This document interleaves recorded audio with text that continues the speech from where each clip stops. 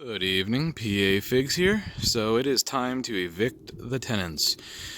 So it's supposed to be pretty nice this weekend, up into the 70s actually, and no sign of frost for the next 10 days.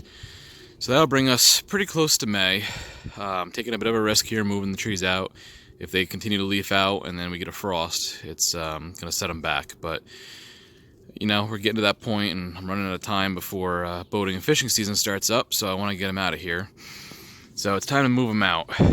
We're going to move quite a few of them out into the driveway here to give them a head start, and hopefully that'll give them an early start on the season. So the spring's been pretty brutal here, but if this is any sign of things to come, we may have a bit of a warming trend. And then normally once we hit May 1st, knock on wood, we don't have to worry about frost. So a couple weeks we gotta get through here. The next 10 days looks good. There is always that risk that it might drop to frost and kill off some of this new growth, but sometimes you just gotta take that risk, and there's too many trees to shuffle in and out of the garage. If you've only got one or two, you can bring them out during the day, put them away during the night. It's called doing the fig shuffle. But too many trees here and they're too big. And I just don't frankly have the time this year to worry about that. So we're going to put them out here and see how they do. Let me know if you're starting your fig shuffle and what area of the country you're in. But here's to a great 2018 season, hopefully. Hopefully you guys are getting, hopefully everybody's getting ramped up and ready to go. I do have to root prune a lot of these, so I'm going to try to get, you know, maybe one done a night as I have time and get through some of the important ones, and we'll see how that goes. I always say I'm going to do it every year, and every year I seem to put it off. But this year, I didn't do it in the fall, and whether they're leafed out or not, I'm going to do it here in the spring. So we'll see how that goes. Hopefully I get at least some of them done. All right, so the trees are all out. Unfortunately, to my surprise, I thought I had a loss of, I don't know, maybe 20%. I knew we had a bad winter, but I never would have expected that.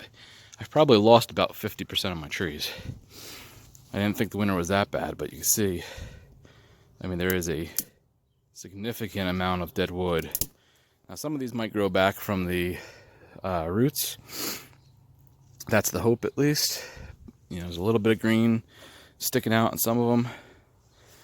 Others barely surviving. And then some look like they're just completely dead.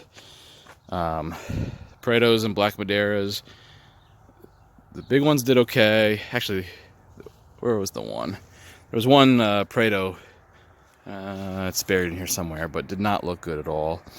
A lot of these little guys, they're completely toasted. I don't expect them to come back even from the roots. So it's, boy, it was a tough winter.